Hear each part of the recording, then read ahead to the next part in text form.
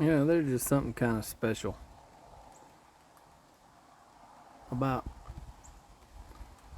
right before rain, the quietness, thunder in the distance,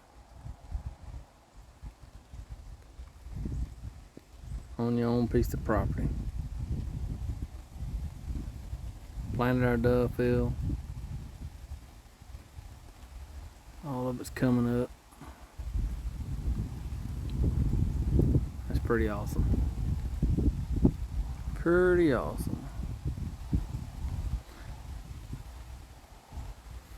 Even if we don't kill no dove on it, I still enjoy doing it.